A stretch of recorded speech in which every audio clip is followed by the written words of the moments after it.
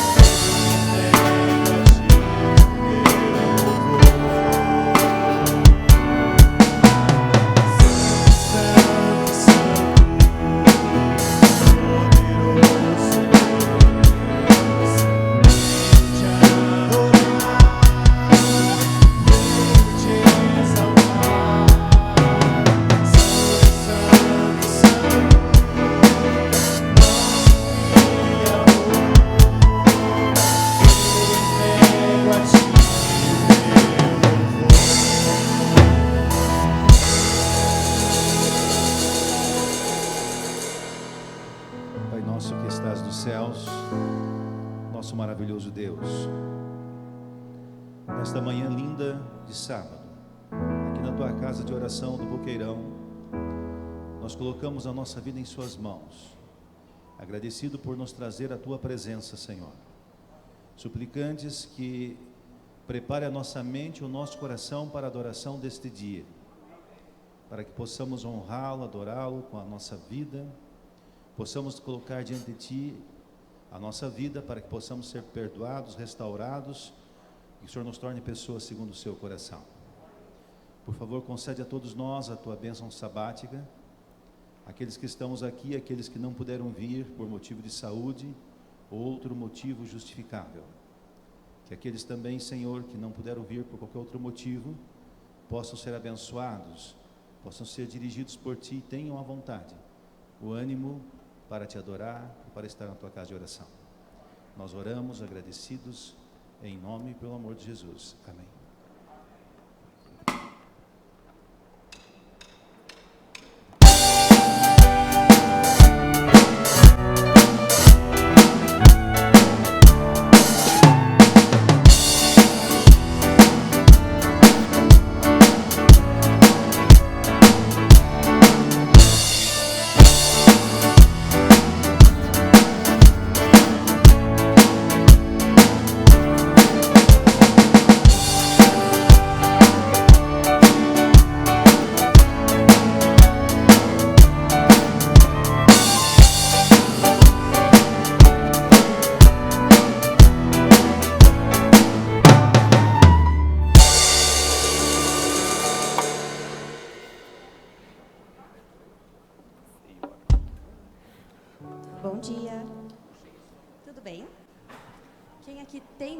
De alguma coisa? Você tem? Do que você tem medo? De escuro? Do quê? Ai, credo. Quem tem medo de escuro? Eu tenho medo de escuro às vezes. Quando eu era pequena eu tinha muito mais, sabia? Às vezes a gente tem medo de ficar sozinho, não tem? Mas sabe que na Bíblia conta a história de um menino que ele era muito corajoso. Ele era mocinho. Não era pequeno como vocês. Mas ele tinha medo, às vezes. Mas ele escreveu uma coisa que faz com que a gente não tenha mais medo. Porque ele confiava numa pessoa especial. Quem sabe a história do pastor Davi? Ninguém. Vocês lembram da história de Davi? O que ele fazia?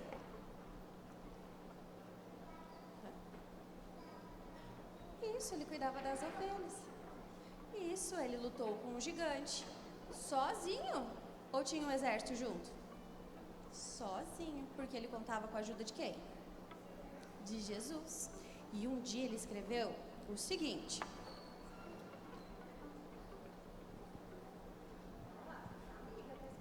O Senhor protegerá e guardará a sua vida. Ele fará com que seja feliz e não permitirá que caia nas mãos de seus inimigos. Viram só? Ele confiava que Jesus ia guardar a vida dele. Mesmo se aparecessem ursos ferozes, mesmo se aparecessem leões querendo atacar as ovelhas, ou ainda gigantes, né? E com a ajuda de Deus, ele venceu e ele ficou a salvo. Depois, né? E vocês sabem que tem uma história da Bíblia que algumas pessoas, os amigos de Jesus, os melhores amigos dele, esqueceram dele. Muitos dos amigos de Jesus, eles eram pescadores. Pescadores vivem aonde? No mar, né? Eles estão o tempo todo no mar pescando. Então eles estão acostumados com o mar. Estão acostumados com chuva, com tempestade. Mas alguns desses amigos pararam de ser pescadores e foram seguir a Jesus. Então eles andavam com Jesus por aí, para lá e para cá, falando de Jesus para as pessoas. Teve um dia que Jesus ficou muito cansado, porque ele passou o dia inteiro falando, orando, curando pessoas. E aí ele cansou. Às vezes a gente cansa quando a gente faz muita coisa, não cansa? Ou quando a gente corre, brinca muito. Jesus cansou naquele dia e ele falou assim: meus amigos, que tal a gente ir para o barco um pouquinho e aí a gente vai descansando? Eles, tudo bem. Eles arrumaram um barco e foram para o mar. E alguém já andou de barco aqui? É gostoso, o barco faz um balanço junto com o mar, né? E fica aquele chuá, parece uma rede, né? Só que aí a gente fica mais relaxado, e ainda o barulho, escutando o barulho do mar, das ondas. Quem aqui nas férias foi pra praia? Vocês foram? Muita gente vai pra praia nas férias, né? Você foi? Foi depois? Não tem problema, mas foi, né? Outro dia. Então, a praia, o mar dá uma relaxada na gente. Era o que Jesus queria. Ele queria relaxar, descansar um pouquinho daquele dia difícil. Então, eu vou precisar agora dar uma pausa na história, porque eu vou precisar da ajuda daqueles ali. Só que eles têm que ajudar muito, senão não vai ter graça a história, tá bom? Quando eu falar da tempestade, eles vão me ajudar a fazer, tá bom? Agora para os adultos. Eu preciso da ajuda de vocês para interpretar a tempestade, tá bom?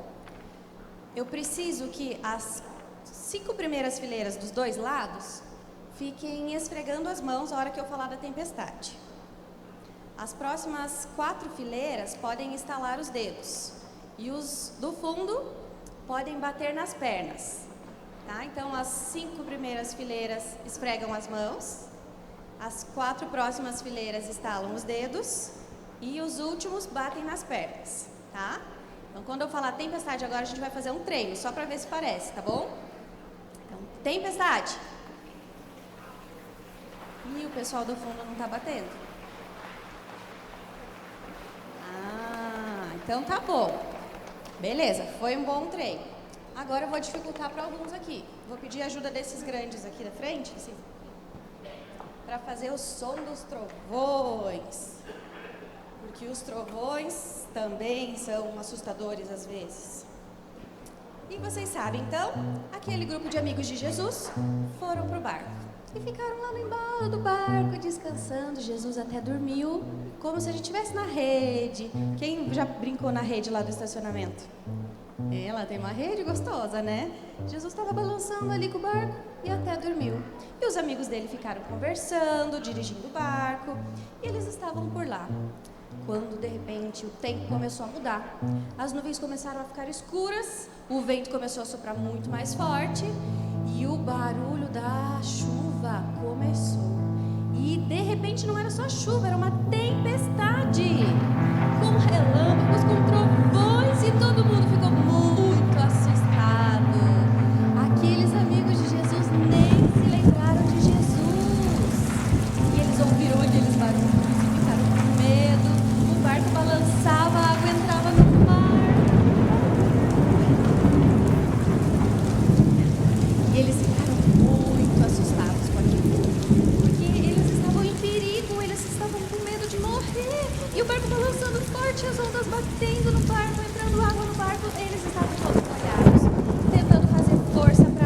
barco não afundar e eles se esqueceram de Jesus. Quem guarda a vida deles, eles tinham esquecido. Até que passou muito tempo e alguém... "Ah, Jesus está no barco!" Jesus estava bem tranquilo, dormindo. Ele simplesmente acordou tranquilo, viu tudo o que estava acontecendo, falou para derrubar o bicho de tempestade: "Pare!" A tempestade parou. Simples assim. O nosso amigo Jesus, ele tem poder de fazer coisas impossíveis que a gente acha que é muito difícil. Quando a gente sente um medo, medo de escuro, medo de ficar sozinho, medo de algum bichinho que a gente não gosta, a gente só precisa lembrar de Jesus, que ele escreveu lá na Bíblia através do amigo Davi, que era um amigo dele também, corajoso, que ele vai guardar a nossa vida, ó. O Senhor protegerá e guardará a sua vida. Ele fará com que você seja feliz e não permitirá que caia nas mãos dos seus inimigos, ou seja, não permitirá que coisas ruins aconteçam com vocês, porque ele nos ama e ele quer nos ver bem. Quando você tiver medo, lembra dessa promessa que ele fez, que ele vai guardar e cuidar de você. Quando você tiver com medo do escuro, fecha o olho e lembra do seu amigo Jesus. Quando você tiver com medo de alguma coisa ruim que está acontecendo perto de você, fecha o olho e lembra do amigo Jesus. Bem antes do que esses amigos dele lembraram, né? Eles levaram um tempão para lembrar, mas agora com essa dica vocês vão lembrar bem antes, né? Vão deixar Jesus sempre no coração de vocês, que ele vai proteger vocês de todos os perigos. Vamos orar? Querido Deus, nós te agradecemos por tantas histórias legais que o Senhor nos deu na Bíblia. Agora nós gostaríamos de te pedir que estivesse conosco o tempo todo. Nos ajude a lidar com os nossos medos e a sempre lembrar que o Senhor está do nosso lado, guardando a nossa vida e nos protegendo. Por favor, Senhor, em nome de Jesus, amém. Podem voltar para os lugares de vocês.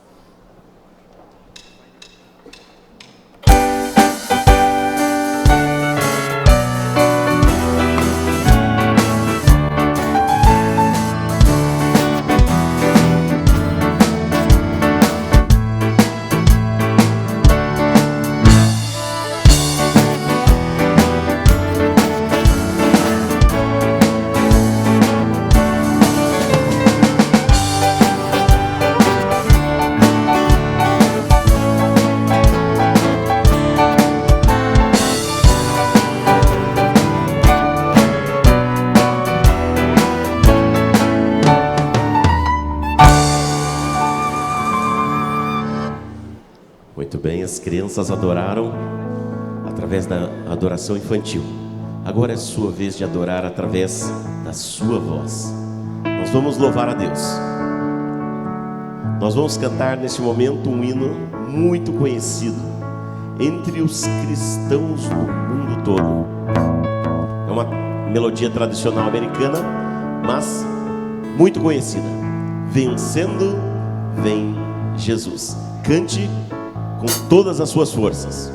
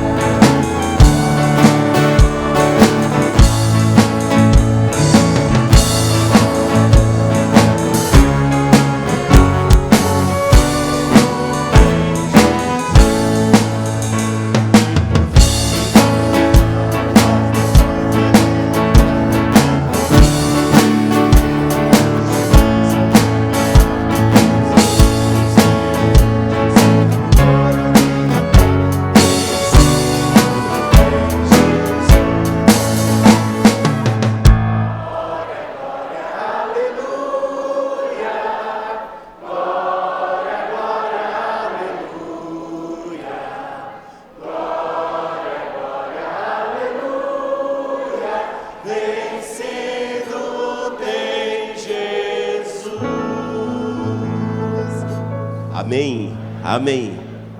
Que bom sabermos que Deus, que Jesus vai vencer a batalha e que nós estamos do lado dos vencedores e vamos vencer juntamente com Cristo.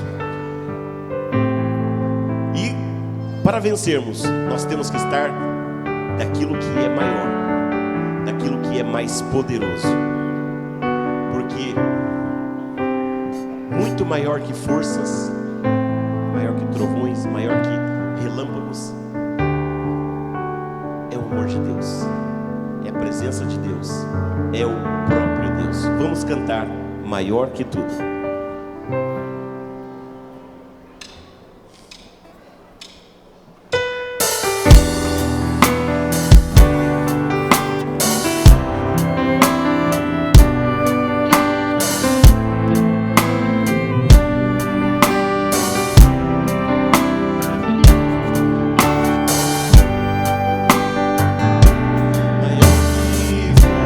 forças, maior que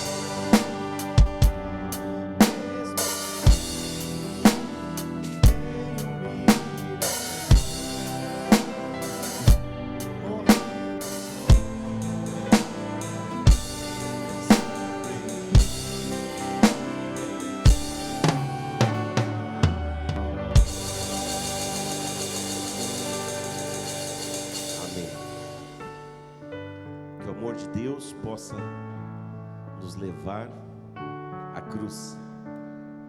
Que o amor de Deus possa nos trazer momentos em que tenhamos a certeza de que seremos salvos.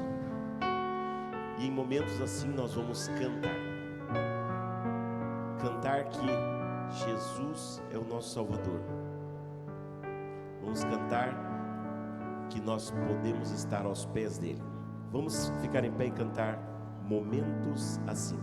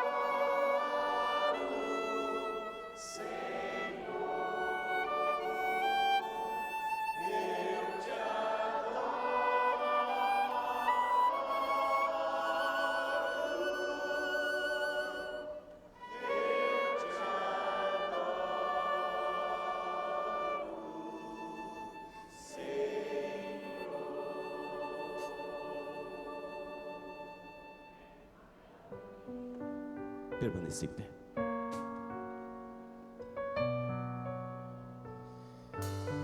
Irmãos,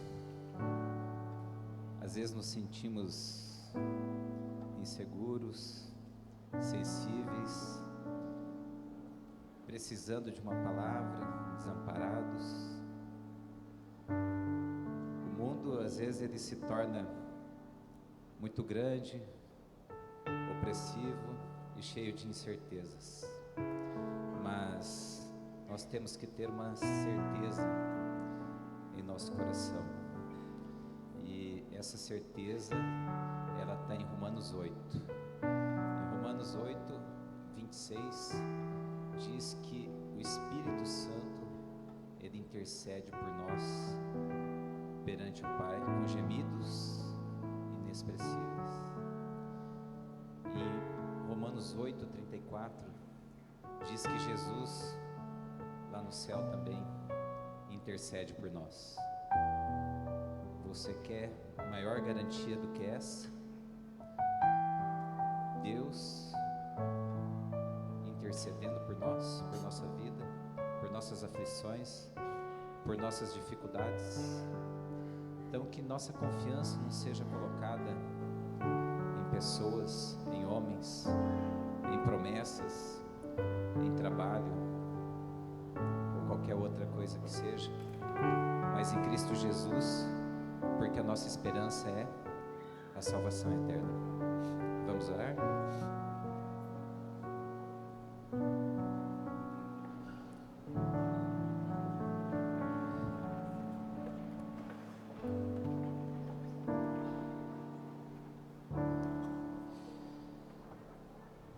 Bondoso Pai, nós nos colocamos agora reverentemente perante Ti, para clamar sobre nós as Tuas bênçãos, Pai. Nós queremos também agradecer, porque o Senhor já tem cuidado de nós, porque o Senhor tem intercedido por nós, porque o Senhor já tem derramado muitas e muitas bênçãos.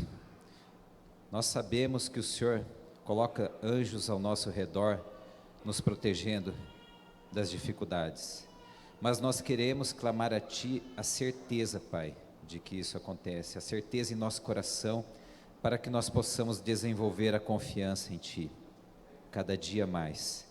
Que o Senhor nos fortaleça a fé, para nós enfrentarmos os desafios desse mundo. Nós estamos apenas começando mais um ano, e sabemos que muitos outros desafios surgirão, muitas dificuldades, mas nós também temos a certeza que bênçãos cairão sobre nós, Pai. Bênçãos sobre nossa família, sobre nosso trabalho, bênçãos de amor, de relacionamento, porque o Senhor cuida de nós, Pai. Isso está escrito em Tua palavra e nós temos certeza disso. Também pedimos que o Senhor cuide de nossa casa, que o Senhor cuide do nosso trabalho, de nossa família. E nós pedimos para aqueles que não têm essas coisas, que o Senhor estenda a mão, Pai. Estenda a mão para o aflito, para o desamparado, para aquele que não tem casa, que passa fome, que não está desempregado. Que o Senhor atenda as petições dessas pessoas. Que o Senhor atenda também ao enfermo, colocando a sua mão curadora sobre ele e restaurando a sua saúde, Pai. E o Senhor também abençoe os nossos pastores, a liderança dessa igreja, porque nós estamos todos aqui para levar o Evangelho, Pai. Que o Senhor nos dê força e fé para atuarmos pregando esse Evangelho. O Senhor abençoe a todos os irmãos dessa igreja e ao pastor que hoje nos trará a mensagem, Gilmar dos Anjos.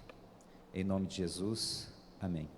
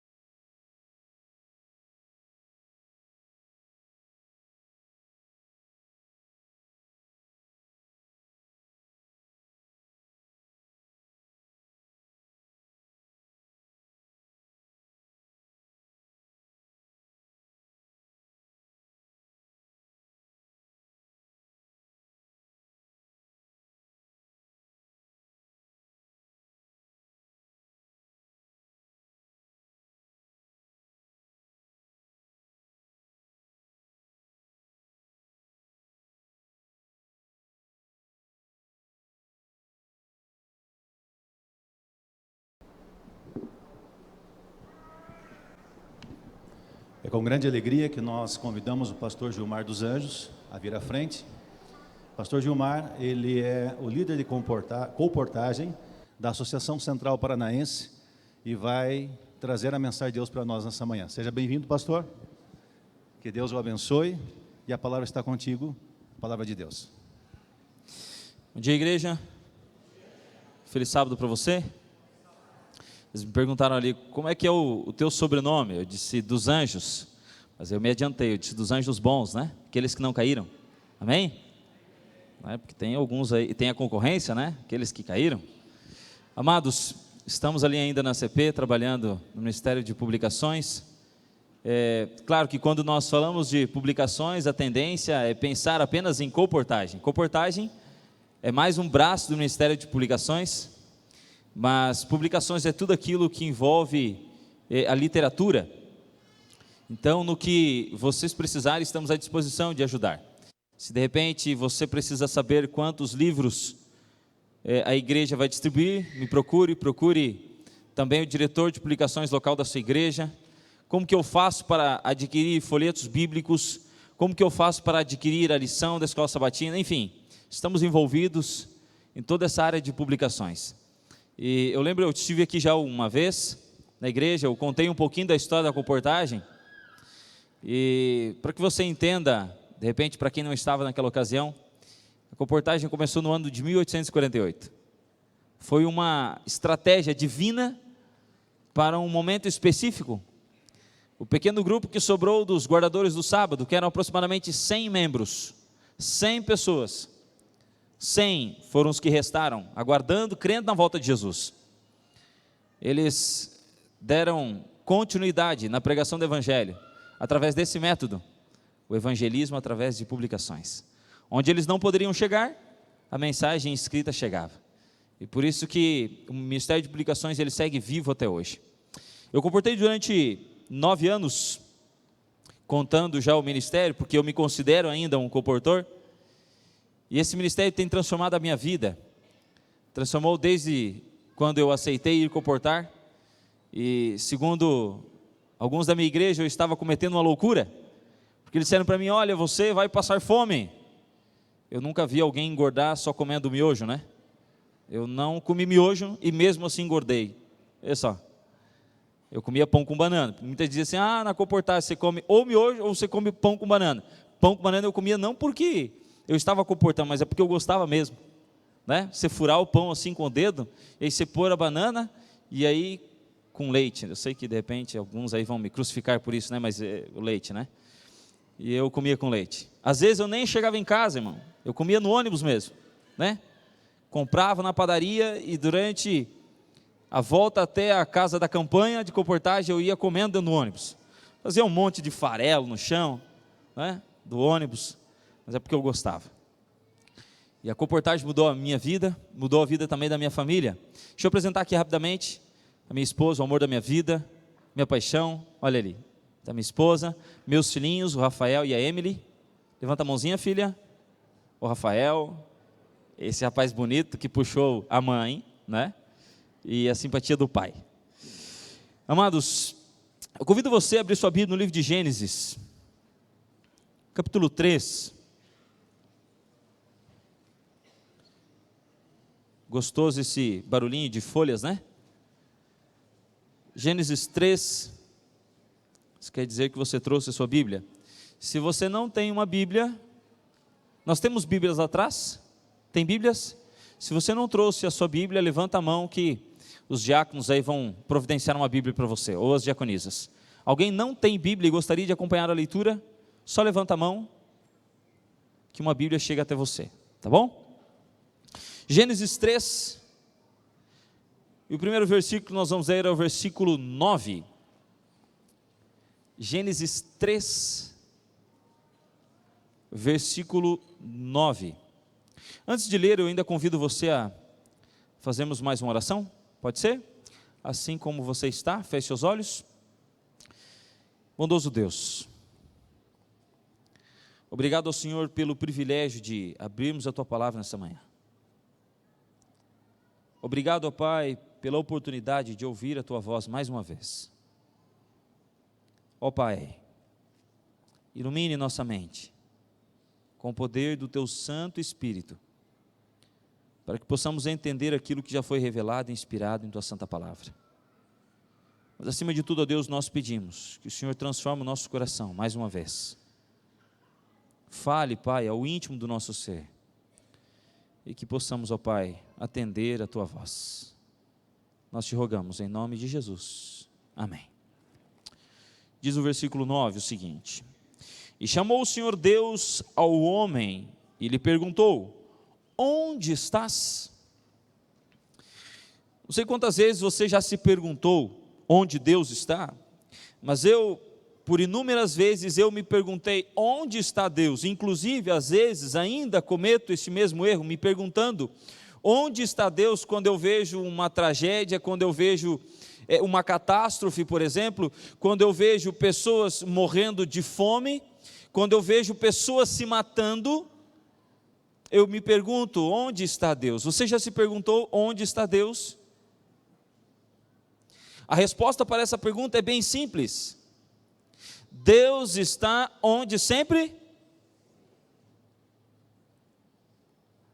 A pergunta a se fazer deve ser onde nós estamos, e não onde está Deus, porque Deus sempre esteve no mesmo lugar. Eu lembro que eu estava comportando na cidade de Porto Alegre, uma capital perigosa, tem muito assalto, tem mortes, e eu lembro que era mais ou menos umas 4 da tarde, estava chovendo, estava frio, eu estava praticamente da cintura para baixo molhado, porque a chuva, ela vinha às vezes de lado, vinha de tudo quanto é jeito, e o vento também, e eu estava então com o prospecto, a mochila estava na frente, eu estava com o prospecto, que é aquele livro que você usa para apresentar as doenças e depois falar também de saúde.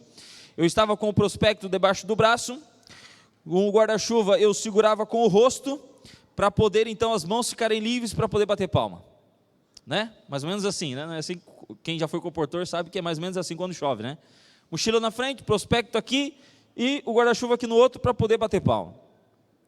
E de repente, e até então, por volta de 4 horas da tarde, eu não tinha entrado em nenhuma casa. E você já começa a questionar Deus, Senhor, mas está tão difícil, mas por que é tão difícil? Mas por que eu já não entrei em uma casa? Poxa, nem para tomar um chazinho quente, dá uma ajudinha. E aí então eu ali batendo palma na frente daquela casa, e eu já estava com raiva, chateado por causa da situação, e eu já comecei a me perguntar: Senhor, onde o Senhor está? Onde o Senhor está? E de repente veio um vento, e o vento então, não sei como que aquele vento conseguiu arrancar o guarda-chuva de mim, mas o guarda-chuva saiu rolando, era no bairro Partenon, e no bairro Partenon lá em Porto Alegre, tem várias subidas e descidas, e aquele guarda-chuva então saiu rolando, ladeira abaixo, e eu correndo atrás do guarda-chuva, me molhando, e eu pensando, eu vou pegar esse guarda-chuva, vou quebrar ele em 1000 pedaços, de tão bravo que eu fiquei. E onde está Deus? E onde está Deus? E Senhor, veja que para que tanta dificuldade, E aí então eu lembro que eu cheguei perto do guarda-chuva, e eu lembrei que se eu estragasse o guarda-chuva, eu ia molhar mais ainda, Aí então eu peguei o guarda-chuva, coloquei no ombro e disse: eu vou lá de novo naquela casa, e agora eu vou bater de novo, e se o Senhor existe, eu vou entrar naquela casa. Foi mais ou menos assim, a minha briga com Deus. E aí eu fui então até aquela casa de novo, bati palma, e eu disse assim: Senhor, eu vou bater só mais 2 vezes. Geralmente os desafios que a gente faz é em 3, Não, eu vou fazer em 2. Em 2 vezes. Aí eu bati a primeira, nada. Na segunda, aí sim, um senhor, cara meia fechada, enferruscada, aí ele me recebeu e ele disse: entra. Aí então eu entrei na casa, eu fiz ali a apresentação, só que o senhor não parecia nada contente com a minha presença. Sabe quando você conversa com alguém e essa pessoa não reage, não fala nada, até parece que está pensando em outra coisa, até parece que está no mundo da lua. E eu lembro que eu conversava com ele, e eu pensei comigo: eu preciso fazer esse senhor interagir comigo, para mim conquistar ele, e ele comprar de mim. E aí então eu cutucava assim no joelho dele, e dizia: não é verdade? E ele balançava a cabeça, e não respondia. E aí depois, no final, quando os livros já estavam, e ele nem quis pegar os livros na mão, veja só, eu pensei comigo, é tempo perdido. Aí ele colocou assim os livros no braço do sofá, e ele disse assim para mim: rapaz, eu não preciso disso aqui. Aí eu comigo, né, eu pensando, disse: senhor, eu sabia, tá vendo? Eu sabia. É só tempo perdido, esse negócio não dá certo, é só tempo perdido. Esse negócio de promessa, isso aí é conversa fiada. E aí ele disse assim: você sabe que eu tenho um filho na faculdade, e é caro uma faculdade. Ele disse: eu sei, eu falei para ele, todo o dinheiro que eu ganho vai tudo lá, só me suga aquela faculdade. Ele disse assim: pois é, mas eu vou te comprar para te ajudar. Eu disse: você está brincando? E dele: não estou brincando, eu vou comprar.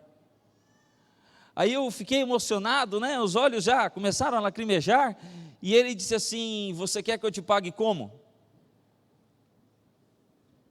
Né? Eu nem sabia responder mais, o importante é que pague. Ele disse assim: vamos fazer o seguinte, eu vou te dar um cheque à vista e um para 30 dias, pode ser? E eu já quase chorando, eu disse sim, porque naquele momento a resposta foi dada. Deus disse: eu estou com você, seu pica-fumo, seu miserável, né, descrente. Eu estou com você. Eu estou com você. Eu pude entender, e por muitas vezes, que Deus sempre esteve comigo. O problema é que nós, às vezes, não estamos no lugar certo. Eu não me refiro a lugar físico. Quer ver só um exemplo? Volte aqui um pouquinho agora nos versículos anteriores, você vai entender um pouquinho mais onde eu quero chegar. Versículo 1 do capítulo 3 diz o seguinte: mas a serpente, ou seja, aqui dá a entender-se que estava continuando a história da criação. Diz a versículo 1 então, no capítulo 3, mas a serpente mais sagaz que todos os animais selváticos que o Senhor Deus tinha feito, disse à mulher: é assim que Deus disse: não comereis de toda a árvore do jardim? Respondeu-lhe a mulher: do fruto das árvores do jardim podemos comer, mas do fruto da árvore que está no meio do jardim, disse Deus: dele não comereis, nem tocareis nele, para que não morrais. Então a serpente disse à mulher: é certo que não morrereis, porque Deus sabe que no dia em que dele comerdes, se vos abrirão os olhos, e, como Deus, sereis conhecedores do bem e do mal. Diz o versículo 6, vendo a mulher que a árvore era boa para se comer, agradável aos olhos, e árvore desejável para dar entendimento, tomou-lhe do fruto e comeu, e deu também ao marido, e ele comeu. Abriram-se então os olhos de ambos, e percebendo que estavam nus, coseram folhas de figueira e fizeram cintas para si. Ellen White diz que, no livro Patriarcas e Profetas, diz que Eva sabia o que estava fazendo.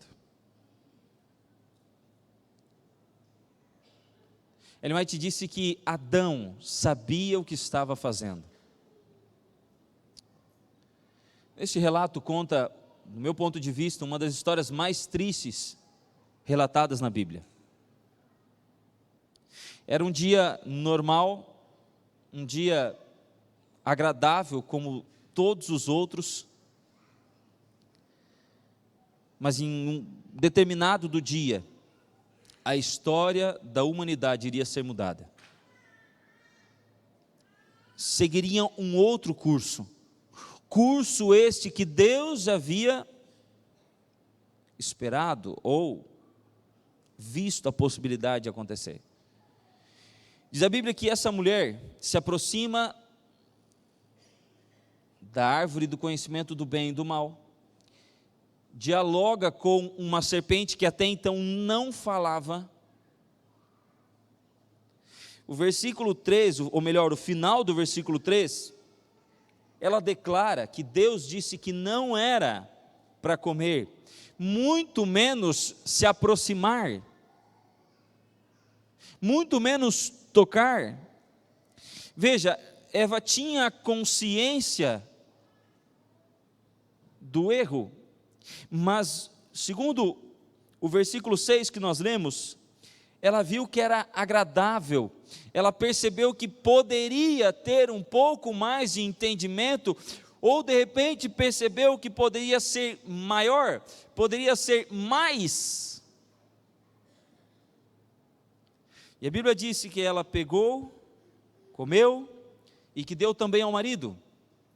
Interessante que quando ela se aproxima de Adão, Ellen White disse que Adão olhou para a fruta, olhou para Eva, e nesse momento Adão percebeu que por ela ter comido do fruto, ela não havia morrido assim como Deus havia prometido. Mas óbvio que se ela morresse, Adão não iria querer viver sozinho ou sem Eva. O Espírito de Profecia disse que Adão decidiu pecar, decidiu errar, decidiu desobedecer uma ordem direta de Deus. E aí diz o versículo 7 que quando eles abriram os olhos, quando eles perceberam o erro, o que eles fizeram? Cozeram folhas de figueira, tentaram consertar o erro. E diz o versículo 8 agora, que quando ouviram a voz do Senhor Deus, que andava no jardim pela viração do dia, esconderam-se da presença do Senhor Deus, o homem e sua mulher, por entre as árvores do jardim. Eu não sei se o que acontece com você é semelhante ao que acontece comigo quando eu desobedeço a Deus. Mas o primeiro sentimento que eu tenho é medo. O segundo é vergonha. Acontece também com você? Quando nós percebemos que desobedecemos a Deus, o sentimento que a maioria tem é semelhante a esse de Adão e Eva: medo. Eu sinto tanta vergonha que às vezes eu não consigo nem orar. Já aconteceu com você? Você sabe que está errado, você está consciente do erro que cometeu, e é tão difícil ir até Deus, porque Deus é tão puro, é tão bom, é santo, e a vergonha é tanta de se aproximar de Deus. Eu carrego comigo uma convicção de que nós, como seres humanos, sabemos, temos consciência do que é certo e o que é errado. Eu carrego comigo essa convicção, com exceção dos nossos erros inconscientes, mas a maioria dos erros que nós cometemos e das desobediências a Deus, nós fazemos de forma consciente. Sabe por que eu tenho essa convicção? Porque Deus dotou o ser humano dessa capacidade, da capacidade de decidir, de escolher, de pensar. O problema é que às vezes nós gostamos, se torna desejável aos nossos olhos, ao nosso corpo, ao nosso paladar, e por isso nós preferimos, mesmo assim, correndo o risco de morrer, desobedecer a Deus. Essa é a verdadeira pergunta: onde está o ser humano? Não onde está Deus. O ser humano segue o curso que ele quiser. Você não é obrigado a fazer o certo. Você não é obrigado a seguir Jesus. Você já se sentiu obrigado a seguir Jesus? Alguém alguma vez ou algum dia falou isso para você? Você é obrigado a seguir Jesus? Não. Mas nós fazemos porque esse é o correto. Esse é o certo. Minha mãe já dizia: a igreja é o melhor lugar para você estar, meu filho. Minha mãe dizia assim: vai para a igreja, vai para a igreja. Eu ficava pensando: mãe, mas para a igreja, mãe, eu tenho futebol no sábado de manhã, mãe, com a minha turminha aqui. Eu consegui mudar o meu joguinho lá com a minha turminha para a tarde. Eu jogava no sábado à tarde. E aí depois que eu me batizei, eu fui uma vez jogar futebol, eu me senti mal. Sabe por quê? Porque eu sabia que estava errado. E aí depois eu fui de novo e eu pensei comigo, disse, não, eu vou, né, até o campinho lá, mas eu nem vou jogar, eu só vou assistir, então não estou pecando, né? Mas eu estava ali em volta do campinho, mas me babando para jogar. Não adianta, ou é ou não é. Ou você obedece ou você não obedece. Não existe meio termo.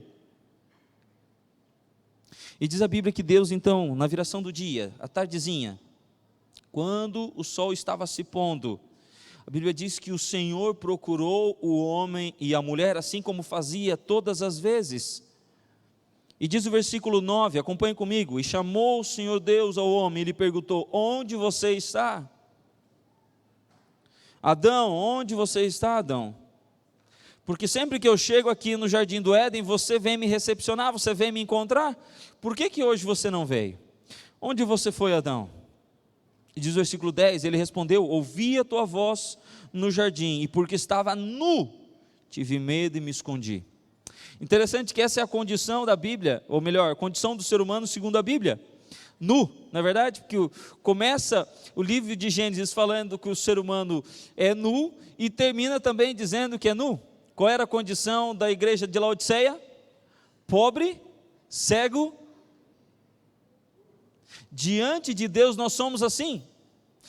Em outras palavras, não há nada em nós ou no que nós fazemos que podemos esconder de Deus. Aí eu pergunto para você, o que Adão e Eva estavam fazendo, brincando de se esconder de Deus?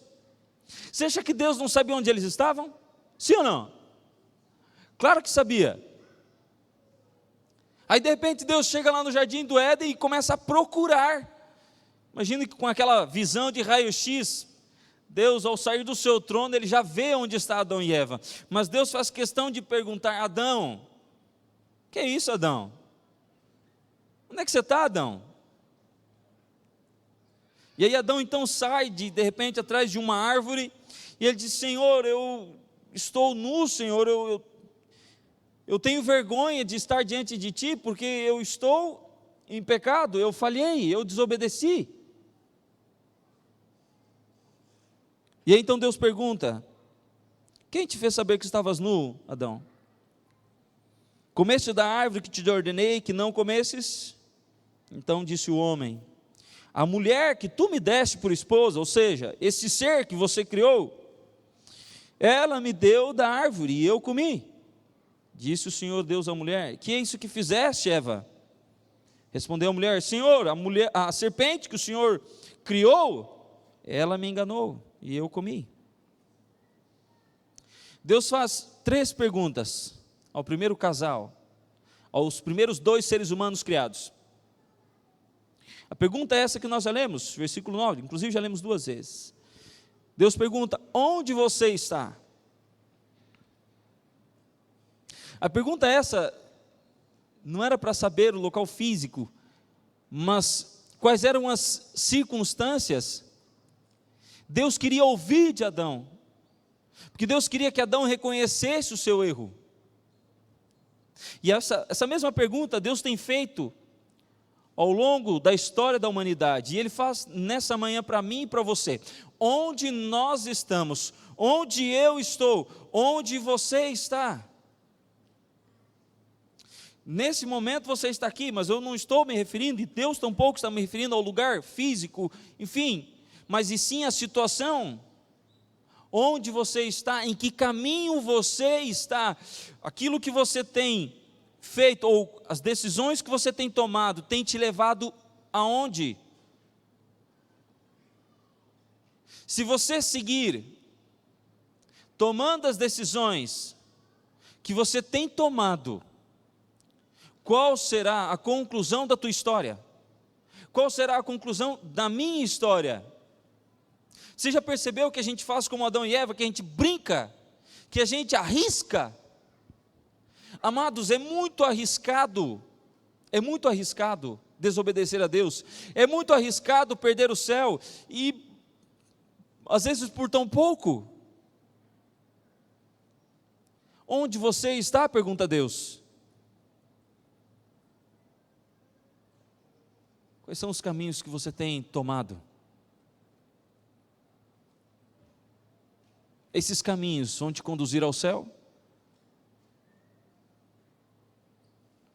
A segunda pergunta que Deus faz, versículo 11, ele diz: Adão, quem que te ensinou, Adão? Quem que disse para você que você está nu? Adão, você me desobedeceu, Adão? Você comeu da árvore que eu ordenei, que eu não disse, eu ordenei a você que não comesse? Uma ordem direta de Deus. Em outras palavras, Deus está perguntando aqui: Adão, você deu ouvidos a quem? Adão, você preferiu dar ouvidos a uma serpente do que a mim? Aí eu pergunto a você: você tem dado ouvidos a quem? Quem tem sido o meu tutor? Quem tem sido o meu mestre? Quem tem sido o meu professor? Quem tem sido o meu líder? Não se espelhe em homens e mulheres. Cuide com as pessoas influentes. Elas podem te levar para um mau caminho. A melhor pessoa a seguir é Cristo. Ele é o modelo, não existe outro modelo. Não se espelhe em mim e nenhum outro pastor. Nós somos humanos assim como você. Eu estou sujeito a pecar da mesma forma como você.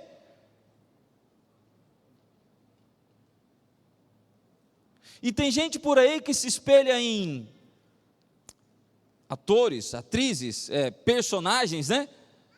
Do mundo artístico, cantores. Isso vai te levar aonde? O fato de você seguir essas pessoas e fazer o que elas dizem, vão te levar aonde? E tem gente que diz, e bate ainda no peito e diz assim: não, é porque, né, veja bem, ela é um exemplo para mim.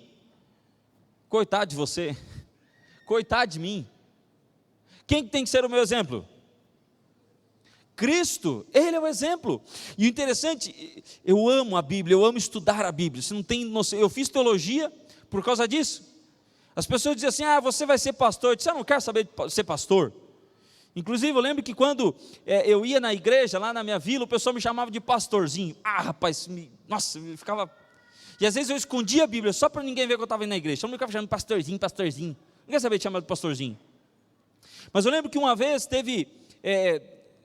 duas pessoas na frente da minha casa disseram assim: olha, queremos conversar com você sobre a Bíblia. E eu gostava de falar sobre a Bíblia. Eu disse: então fala.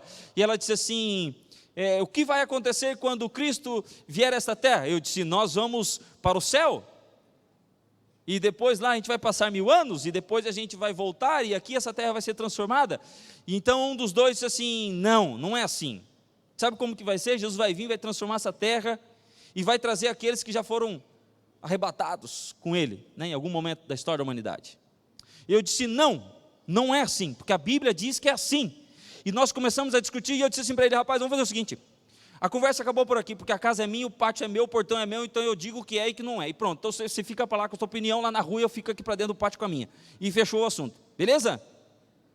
E eu fiquei pensando: rapaz, mas será que não é? E se for, como ele disse? Mas eu sabia disso porque minha mãe tinha ensinado, né? Minha mãe tinha me ensinado, e ensinou direitinho.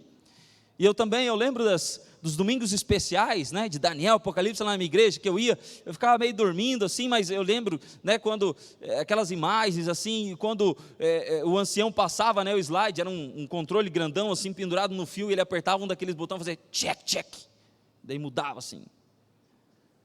Era mais ou menos assim, era ou não era, né? Que ele fazia check, check, era uma roda grande assim, que ele botava um monte de... Nem sei o que era aquilo, assim, tá. De repente estou falando para alguém aí que já se identificou também, né? Tá, né? De repente alguém que passou o estudo, né? Você está velho, hein? Eu aprendi, e eu disse: não, mas eu preciso estudar mais a Bíblia. Eu preciso conhecer mais, eu não posso, porque veja, eu não posso dar ouvidos a pessoas que não têm a verdade. Outro dia conversando com um sobrinho, ele disse assim: não, porque...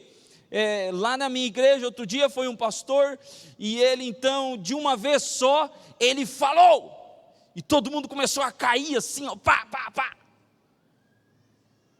E eu disse assim: nossa, que legal. E eu perguntei para ele: e aí ele leu qual texto da Bíblia? Não, ele não leu a Bíblia. Eu disse: mas como assim não leu a Bíblia? Lá ninguém lê a Bíblia. Eu disse: mas como que não lê a Bíblia? Eu disse: tu não lê a Bíblia? Eu não. Eu disse: mas que você não lê a Bíblia? Você segue alguém que não lê a Bíblia. Se você seguisse alguém que lesse a Bíblia, olha, de todos mal, o menor, mas você não lê a Bíblia. Ele disse assim, eu não, para quê? Eu disse, rapaz, mas como que você não lê a Bíblia? Aí os outros podem enganar você. E quando que você vai passar a conhecer o autor da Bíblia? Tem muita gente que conhece Jesus só de ouvir. Mas conhecer, ler, estudar, examinar, experimentar. Ah, não. Você já teve alguém que fez por mim. Deus queria saber de Adão e Eva quem estava ensinando eles. Você tem dado ouvidos àquilo que a televisão diz? Você tem preferido seguir aquilo que a TV ensina, ou que o jornal ensina, ou que o Instagram ensina, ou que as frases bonitas dos grandes escritores dizem? Para mim as frases de Jesus são as melhores. Não tem para bater. Vinde a mim. Vocês estáis cansados e sobrecarregados. E eu? Você já ouviu alguém escrever isso? Já viu? Não tem. Não tem, é só Cristo. A terceira pergunta que Deus faz, e esta agora direcionada a Eva, mas também era para os dois. Deus perguntou, Eva, o que você fez, Eva? Adão, o que você fez, Adão? Adão, eu falei que não era para fazer, Adão, por que você fez, Adão? Aí eu pergunto para mim e para você, por que nós fazemos? Até parece que a gente gosta de sofrer, não é verdade? Até parece que a gente gosta de sofrer, porque Deus disse que se seguirmos as suas orientações, se seguirmos a sua palavra, se a sua palavra estiver em nosso coração, se nela meditarmos dia e noite, o que acontece conosco?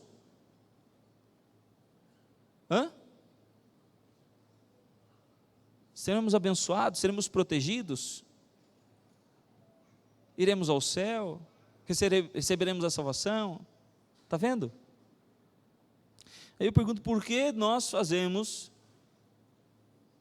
por que nós desobedecemos quando sabemos que não deveríamos? E o mais impressionante vem depois.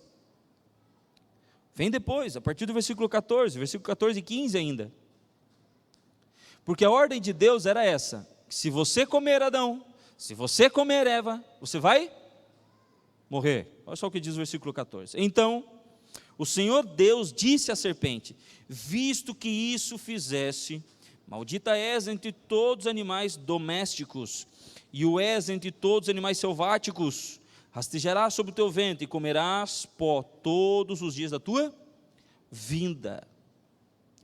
E agora o versículo 15, que era para ter sido uma outra declaração, declara o seguinte, porém inimizade entre ti e a mulher, entre a tua descendência e o seu descendente, este te ferirá a cabeça, e tu lhe ferirás o calcanhar. O versículo 15 deveria estar escrito aqui, e Deus pegou Adão e Eva e matou eles.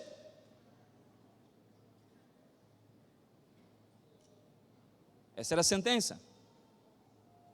E o que Deus faz? Coloca em plano. Ou melhor, Deus nesse momento puxa da manga a sua carta.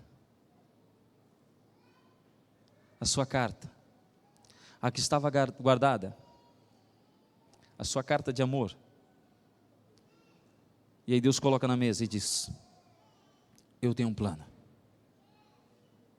Eu tenho um plano. Eu não vou deixar que vocês morram. Sabe por quê? Porque eu amo você. Foi por isso que Deus não matou Adão e Eva. A consequência, sim, aconteceu. O cordeiro morreu. Deus pegou as vestes do cordeiro, a pele do cordeiro, e fez vestes para Adão e Eva. A consequência aconteceu. Mas Deus coloca em ação o plano de redenção. Amados, eu chego à conclusão de que Deus odeia com todas as forças o pecado. que Deus abomina o pecado, que Deus abomina o fato de desobedecermos a Ele,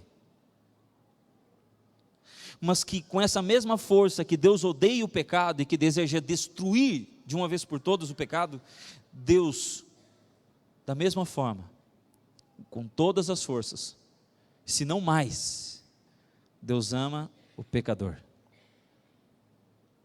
Isaías capítulo 24, versículo 5 fala de uma aliança eterna, um pacto eterno.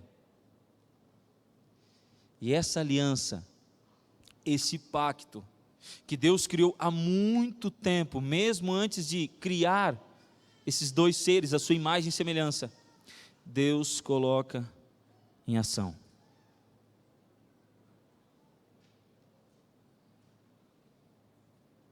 Deus aqui, através da pessoa de Jesus, assim como diz a profecia, em algum momento, Cristo iria pisar na cabeça da serpente, sofreria, morreria, mas ressuscitaria, para que um dia eu e você pudéssemos ressuscitar novamente. Você acredita nisso? Sim ou não? Você crê nesse Deus que te ama e que moveria qualquer coisa para salvar você e resgatar você? Você acredita nesse Deus? Você acredita nesse Deus que vê você, que sabe o que você faz, que sabe onde você anda, sabe o que você vê, sabe o que você ouve, mas que mesmo assim está disposto a te amar e te resgatar? Você acredita nesse Deus? Que Deus te abençoe. Que Deus novamente, nesta manhã, possa ter te resgatado e me resgatado. Que Deus te abençoe.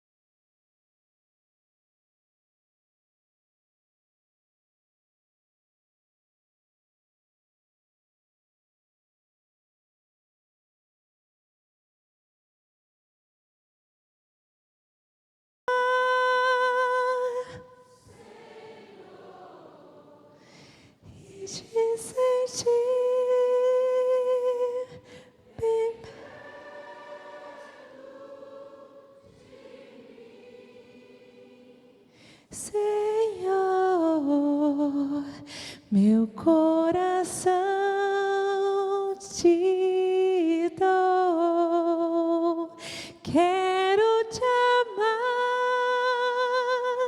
Senhor,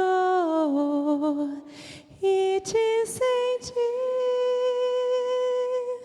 bem perto de mim, Senhor, te entrego o meu viver, te entrego o meu viver, te entrego o meu viver. Amém. Vamos orar. Grande Deus e Pai, poderoso e Criador, está a tua igreja, Senhor, agradecidos pela mensagem que o Senhor trouxe ao nosso coração. Obrigado, ó Pai, por mais uma vez falar, e que possamos, ó Pai, ao ouvir essa mensagem, primeiramente, Pai, guardá-la em nosso coração, e depois, ó Pai, colocarmos em ação aquilo que precisa ser colocado, tomar as decisões que precisam ser tomadas, para nos aproximarmos ainda mais de Ti, e para não corrermos o risco, Senhor, de desobedecer a Ti. Esteja conosco no restante da programação, é o que nós te pedimos, em nome de Jesus, amém.